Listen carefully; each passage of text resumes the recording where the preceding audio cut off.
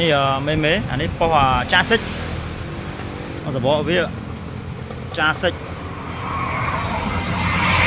អានេះញៀវក៏ប្រាប់ថាយកទៅធ្វើគេហើយតែឮថាដាក់ទៅផ្ទុះអញ្ចឹងដល់ពេលជាងគាត់ធ្វើទៅបាក់ស្បាតហើយឃើញផ្ទុះរហូតទៅគាត់ខាត5គាត់អញ្ចឹងគាត់លេះហ៊ានធ្វើបណ្ដោយអញ្ចឹងម្ចាស់គាត់យកមកឲ្យយើងធ្វើសួរថាធ្វើកើតអត់ថាអត់អីទេបងតើសាកលបងសិនបើអត់សាកលបងអត់ដឹងទេហើយលើយកមកនេះប៉ុសនេះវាអត់មានបញ្ហាទេបងគាត់វាខូចហ្វែបទាំងអស់ហ្មងវាឆ្លងហើយបញ្ហាចោតគឺគាត់អត់បានសម្អាត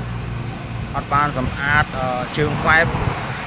ហើយនឹងមួយទៀតក៏អត់បានតាមដានមើលសមាវាដាច់ដោយអីអញ្ចឹងគាត់ឃើញខូចហ្វែបក៏ដាក់ហ្វែបទៅដាក់ខូចគាត់បាក់ស្បាតrồi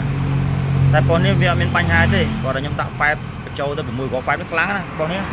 ហ្វែប6គ្រាប់ IGBT 4060តខ្ញុំមើលទៅវាបានថាវា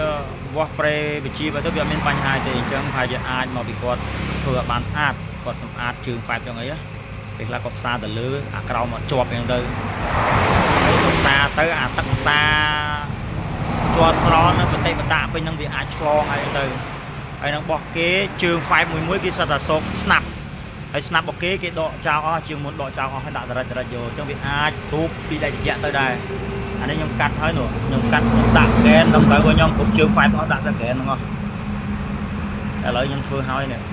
ដូរតែហ្វែប6គ្រាប់ហើយនឹងយើងសម្អាតមើលតាមដានសមាវាទៅគឺវាអូខេ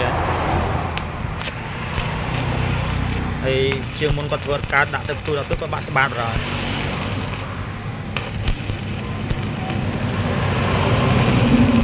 cònនេះស្ដាបាន4លីគាត់នេះចាសិចពណ៌អាតរីហ្នឹងបាន4លីអហ្វែបវា6គ្រាប់ហ្នឹងណា IGBT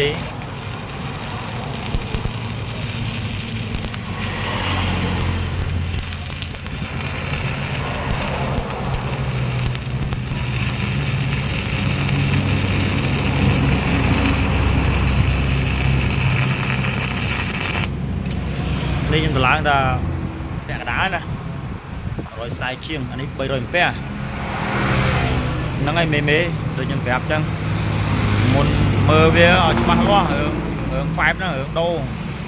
មិនថាដឹងតែខូចហើយដាក់ទៅដឹងតែដើរណាសំខាន់យើងមើលប្រេវិជាវាមើលសមា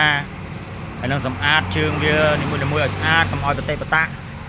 ហើយត្រឡប់ខ្ញុំតែខ្ញុំធ្វើហើយគឺខ្ញុំផ្សារហើយគឺខ្ញុំដុសសាំងហើយនេះអត់មានប្រទេសបតាទេដុសសាំងដុសអីឲ្យស្អាតបាននេះបានខ្ញុំធ្វើតេស្តធ្វើអីមិននេះទេ